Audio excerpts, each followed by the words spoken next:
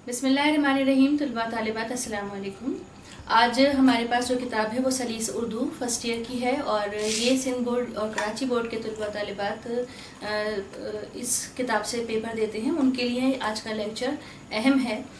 हमारे पास एक नज़म है आज, आसमान और तारे, और इस नज़म की तशरीह अशार पढ़ूंगी और इस नज़म की तशरीह करूंगी ताकि आपके एग्ज़ाम के लिए उसके हवाले से इसकी तैयारी आप अच्छी तरह से कर लें।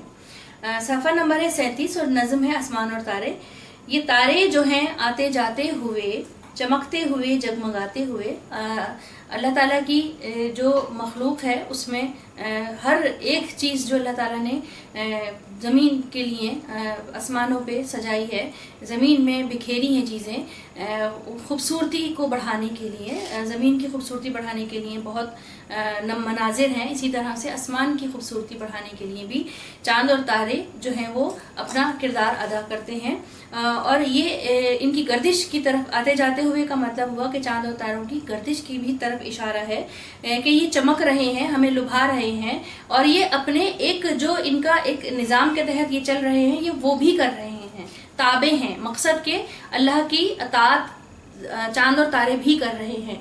हमारा जो इस वक्त हमारा मरकज़ी ख्याल है वो अताअत खुदाबंदी को जहन में रखते हुए इस नज़म को पढ़ेंगे, ठीक है। नज़र आ रहे हैं अजब शान से, हैं लटके हुए सक़्फ़े ऐवान से। ये जो ज़मीन से हम खूबसूरती देखते हैं आसमान पे, ऐसा लगता है कि ये लटके हुए हैं। सक़्फ़ कहते हैं मकान की छत को, बाम को, और ऐवान कहते हैं शाही जो नशिस्त होती है, दरबार होते हैं उनको, कि दरबारों में जिस तरह से लटके हुए होते हैं, पर्दे लटके हुए होते हैं, उसी तरह से ऐसा लग रहा है कि ये दरबारी कोई खूबसूरती है, क्योंकि आम आँखें या आम लोगों के तक ये रसाई नहीं है। तो ऐसा लग रहा है कि वो आसमान से ज़मीन तक जो है वो लटके हुए हैं, पर्दों की तरह से लहरा रहे हैं। चराग ऐसे रोशन जो बिन तेल हैं, ये तेरी ही कुदरत के सब खेल हैं। अल्लाह की कुदरत के ये नज़ारे हैं कि ऐसे चराग लगते हैं जिनको तेल की ज़रूरत नहीं होती जलाने के लिए। ये लाल और गोहर कहते हैं माल और दौलत को, हीरो को, जवाहरात को, जो बिखरे पड़े हैं ज़मीन से भी इनमें हैं अक्सर बड़े। ये जो अल्लाह ताला ने खूबसूरती फैलाई है, ये कीमती जवाहिर हैं, ये ज़मीन पे भी अल्लाह ताला ने अपने ख़जाने खोले हैं। उसी तरह से ये आसमान के ख़जाने लगते हैं, और ये निहायत, ज़मीन से तो हमें छोटे लग रहे हैं, ये निहायत बड़े हैं। नज़र में जो इतने से आते हैं ये, बहुत दूर चक्कर लगाते हैं ये, पड़े अपने चक्कर में हैं घूमते, तेरे हुक्म के ज़ौक़ में झूमते। अब ये वही बात हो गई अताअत की कि जो इनको काम दिया गया है वही काम ये कर रहे हैं, और जिस तरह से इनको खूबसूरत बनाया गया है ये हमें दिलकश भी लग रहे हैं, और इनको देख के हमें जो सुकून मिलता है या अल्लाह की बड़ाई का इतराफ़ हम करते हैं, ये वो काम भी हमसे करवा रहे हैं, ये उसका भी ज़रिया है। ये कायम है तेरी ही तकदीर से, तकदीर जो है वो हम जो है अल्लाह की कुदरत को कहेंगे यहाँ पे, कि अल्लाह की कुदरत से कायम है। जो ये आसमान पे कायम है, ये उसमें अल्लाह की शान है। बंधे हैं बहम बख्त जंजीर से, ठीक है, एक दूसरे के साथ जो ये चल रहे हैं, ऐसा लग रहा है कि बंधे हुए हैं, आपस में कोई कनेक्शन है इनका। वो जंजीर क्या है, कशिश बाहमी, आपस की जो कशिश है, बाहमी कशिश, आपस की जो इनकी कशिश है, ये वही इसको हम जंजीर का नाम दे रहे हैं। ना इनमें खलल है, ना बेशी कमी, बेशी ज़्यादा और कमी उसका मुखालिफ मुतज़ाद लफ्ज़ इस्तेमाल किया गया है। ना ये कशिश ऐसी है कि बहुत ज़्यादा हो कि एकदम से एक साथ हो जाए, और ना ही ऐसी है कि दूर हो जाए। कमी बेशी कोई नहीं है, जो मुतय्यन कर दी है चीज़ उसी के ही ताबे हैं। अल्लाह ने हर चीज़ जो बनाई है वो किसी एक कुदरत के ताबे है। यकीनन इंसान को जो छूट दी है तो वहाँ पे वो सरकशी करता है। यहाँ पे हमें इन चीज़ों को भी देखना है, मवाजना भी करना है अपना और इन बेजान चीज़ों का भी, कि बेजान चीज़ें कितना अल्लाह के ताबे हैं। लेकिन एक इंसान जिसको अल्लाह ताला ने सोच दी है, जिसको अल्लाह ताला ने सोचने समझने की सलाहियत दी है, बोलने की क़ुव्वत दी है, हमें हिस्स दी है, हर चीज़ दी है, उसके बावजूद भी हम उसके ताबे नहीं हैं। हम उसकी कुदरत के आगे हम चैलेंज बन जाते हैं, हम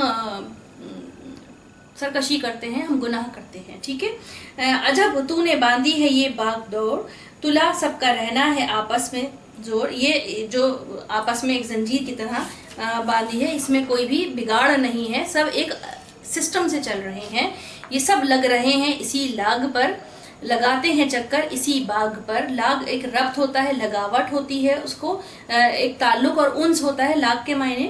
اور باغ جو ہے وہ ڈوری ہوتی ہے جس سے کھینچا جاتا ہے. ٹھیک ہے، رسی ہوتی ہے. تو ایسا لگتا ہے کہ یہ آپس میں جو بندھے ہوئے ہیں، یہ کوئی ان کو آپس میں کسی نے باندھ کے رکھا ہے کسی رسی سے، کسی ایک آپس میں کنیکشن ہے ان کا، ایک انس ہے، ایک تعلق ہے جو یہ اتنا اور تعلق ہوتا ہے یا کنیکشن یا انس ہوتا ہے تو خوشی بھی ہوتی ہے. تو یہ جو جگمگا رہے ہیں، یہ جو چمک رہے ہیں، یقیناً یہ خوش بھی ہیں، یعنی یہ اللہ کی تابع ہیں تو یہ خوش بھی ہیں، اسی لیے تو اتنے چمک رہے ہیں، لیے تو اس میں اتنا نور نظر آتا ہے اور ہم ان کو پسند کرتے ہیں. نشے میں اطاعت کے سب چور ہیں کہ قانون قدرت سے مجبور ہیں. اللہ کی اطاعت کر رہے ہیں، جو اللہ نے کہا ہے وہ کر رہے ہیں.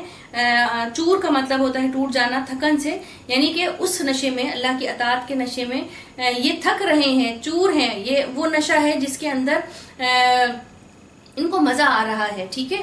اللہ کے تابع ہونا، اللہ کی قدرت کے آگے سر جھکا دینا، اس کے حکم کے آگے اپنی مرضی رکھ دینا، یہ جو ہے وہ اس نشے میں، عبادت کے نشے میں چور ہونے کے مترادف ہے. کہ قانون قدرت سے مجبور ہیں کیونکہ اللہ تعالیٰ نے یہ قدرتی طور پہ ان کا یہ جو نظام بنایا ہے، ان کو اس نظام کے تابع ہونا ہی ہے. تو یہ چاند تارے جب اللہ کی اتنے تابع ہیں تو پھر ہم انسان ہو کے اس کی جو حکم ہے، احکامات ہیں، ان کو بجا لائیں اور اپنا سر اس کے آگے جھکائیں اور اس کی عبادت میں اپنی زندگی گزاریں. مولانا محمد اسماعیل میرٹھی اس کے شاعر ہیں اور انہوں نے اس نظم میں جو ہمیں مرکزی خیال ملتا ہے وہ یہی ملتا ہے کہ اللہ تعالیٰ کی بنائی ہوئی بے جان چیزیں بھی جب اس کی اطاعت میں اس قدر نشے میں چور ہیں تو پھر ہم انسان ہو کے ہمیں بھی غور اور فکر کرنا چاہیے اور اللہ کو راضی کرنا چاہیے اور اس کی اطاعت کرنی چاہیے. یہ اس نظم کا مرکزی خیال ہے. اس کے سوالات کے جوابات بھی آپ یہیں سے ہی لیں گے اور اس کو جو الفاظ کے میں نے معنی آپ کو ساتھ ساتھ بتائے ہیں ان کو آپ اپنے پاس نوٹ کیجئے، نظم کی تیاری کیجئے. آگے جو بھی آپ کے ٹاپکس ہیں وہ بتائیے تاکہ ان کے اوپر بھی لیکچر بنایا جائے. اب ہمیں اجازت دیجیے، اپنا خیال رکھیے گا. اللہ حافظ.